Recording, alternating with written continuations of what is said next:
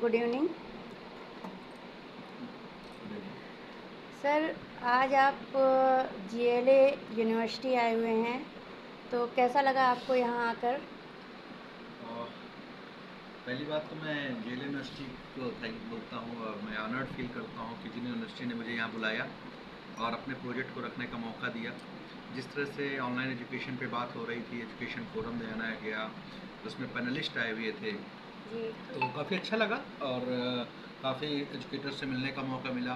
Pan जी India से लोग आए हुए थे, जी जी लोगों के एक्सपीरियंस को गेन किया मैंने, कुछ अपने प्रोजेक्ट्स के बारे में भी बताया, तो जी। काफ़ी अच्छा लगा। Thank you very sir, much. मैंने सुना है आप जीएलए से जुड़ करके एक प्रोजेक्ट भी अपना स्टार्ट कर रहे हैं। काफ़ी लोगों ने इसके बारे में रुचि दिखाई है, आप लोग आपसे मिले भी हैं, तो उसके बारे में, आपके प्रोजेक्ट के बारे में मतलब कुछ बताइए।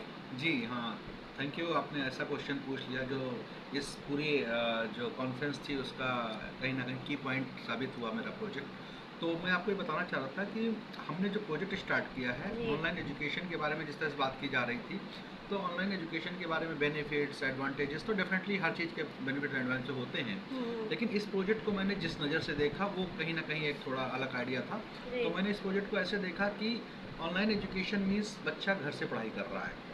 हम्म, जब बच्चा घर से पढ़ाई करता है तो उससे फ़ायदा क्या होता है कि बच्चा अपना चाहे तो अलग से एक्स्ट्रा करिकुलम एक्टिविटीज़, अलग जी सर्टिफिकेशन इंडस्ट्री में जो चल रहा है उसको पढ़ करके बहुत कुछ हासिल कर सकता है। यानी डिग्री कंप्लीट करने से पहले ही वो एम्प्लॉयबल हो सकता है। तो बस हमने उस प्लेटफॉर्म को अपने चंद्रा कॉलेज ऑफ टेक्नोलॉजी के थ्रू कोलैबोरेट करके हम्म, डिग्री जेल यूनिवर्सिटी देगा, हम उसके ऑनलाइन प्रोग्राम में इनरोल करेंगे बच्चे को जेल यूनिवर्सिटी का पूरा करिकुलम मिलेगा, क्लासेस मिलेंगी एंड ऑल हम्म, एवरीथिंग। लेकिन जो 6 आवर पर डे जो बच्चा फ्री है, जो घर पे यूटिलाइज नहीं कर पा रहा था, उसको हम यूटिलाइज करेंगे। हम्म, बच्चे को अपने कॉलेज में बुलाएंगे, उसको डेली 6 आवर्स की क्लासेस हम देंगे, और वो क्लासेस वो होंगी जो टोटली प्रैक्टिकल ओरिएंटेड होंगी, इंडस्ट्री ओरिएंटेड होंगी, जी जिसमें हम इंडस्ट्री का कंटेंट पढ़ाएंगे। हमारा कुछ इंडस्ट्री से टाई अप हुआ है, तो वो इंडस्ट्रीज़ ये कहती हैं कि कुछ मेरा कंटेंट है, आप उनको बच्चों को पढ़ा दीजिए, रेडी कर दीजिए, और उसके बाद मैं उन बच्चों को प्रैक्टिकल वर्क दे करके, प्रोजेक्ट वर्क दे करके उनको स्टाइपेंड भी देंगे। तो इस प्रोजेक्ट की खास बात यह है कि बच्चा हमारे यहाँ जो आएगा फर्स्ट सेमेस्टर की सिर्फ फीस देगा, जी रेस्ट फीस वो अपने स्टाइपेंड से सबमिट कर सकता है। तो अच्छा सोचिए द एक्चुअल टर्म जो लोग कहते हैं अर्न एंड लर्न, वो हम्म, बच्चा यहाँ पे देखेगा और फील करेगा। एक भी पैसा बच्चे को देने की ज़रूरत नहीं है। 3 साल के बाद जब वो डिग्री कंप्लीट करेगा तो हम्म, उसके पास इतने प्रोजेक्ट्स होंगे कि उसको जॉब की ज़रूरत नहीं पड़ेगी कहीं पे, तो खुद कहीं एम्प्लॉयबल हो चुका है। थैंक अच्छा। यू। ये है। सर, अभी एक कॉन्सेप्ट यहाँ पे चल रहा था कि लोग मतलब बात कर रहे थे ऑनलाइन और ऑफलाइन एजुकेशन के बारे में। हाँ, ये तो ठीक है। ऑनलाइन कहाँ तक सक्सेस है, मैं इसके बारे में जानना चाहती देखिए हूँ। ऑनलाइन और सक्सेस, ऑफलाइन और ऑनलाइन के बेनिफिट्स क्या हैं? मैं क्या बताऊँ, ऑनलाइन एजुकेशन के फ़ायदे हैं, हाँ लेकिन अगर आप उसको प्रॉपर सही तरीके से उस टेक्नोलॉजी के टूल को यूज़ करें। अगर उस हाँ टेक्नोलॉजी टूल को हम यूज़ नहीं करते तो ऑनलाइन एजुकेशन बेकार है। क्यों?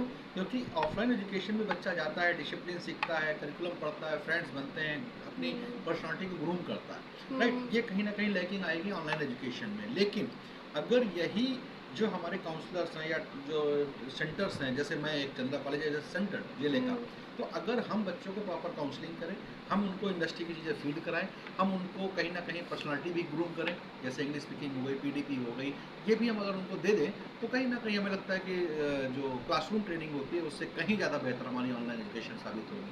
अच्छा। तो जी। सर, मेरे मन में एक सवाल है जी जी। कि जैसे ऑनलाइन क्लासेस के बारे में बात चल रही है, लेकिन ऑनलाइन क्लासेस जो हैं, बच्चा इस तरह से, तो एक तरफ लोग कहते हैं कि बच्चे को मोबाइल से, आजकल छोटे बच्चे भी मोबाइल में ही लगे रहते हैं। तो अधिकांश लोग ये कहते हैं कि बच्चों को मोबाइल से दूर रखो, और ऑनलाइन क्लासेस जो होती हैं वो तो मोबाइल से ही होंगी। देखिए, नहीं नहीं, मैं इस बात से सहमत नहीं हूँ। देखिए मोबाइल एक ऐसा टूल है जिससे आप बात कर सकते हैं, एंटरटेनमेंट कर सकते हैं, चीज़ें हैं, बात कम्युनिकेशन का जरिया हो सकता है मोबाइल। जी मोबाइल एजुकेशन का जरिया नहीं हो सकता। आपको ऑनलाइन एजुकेशन के लिए आप लैपटॉप से पढ़ाई करिए, हम्म, आप उतना टाइम दीजिए जितना ज़रूरी है। आप दिन भर, अब जैसे आप अगर इस मोबाइल से आप ऑनलाइन एजुकेशन ले रहे हैं तो कहीं ना कहीं डिस्ट्रैक्ट होंगे, क्योंकि उसमें बीच में नोटिफिकेशंस आएंगे, कोई व्हाट्सएप पे मैसेज आ रहा है, कोई फेसबुक पे आ रहा है, कोई इंस्टा से आ रहा है, तो जी आपको डिस्ट्रैक्ट कर रहा है, तो आप पढ़ाई कहाँ कर पाएंगे। तो बेटर है कि हाँ आप लैपटॉप से करिए और किसी ऐसी आईडी से पढ़ाई करिए जिस आईडी पे आपका Facebook, Insta and social media नहीं चलता है। हम्म, तो आप उसको, टेक्नोलॉजी को अपना साथ इस तरीके से लिए कि उससे अच्छाइयाँ आपके अंदर आएँ, ना कि बुराइयाँ आपके अंदर आ जाएँ। ऑनलाइन एजुकेशन को समझाने की ज़रूरत है।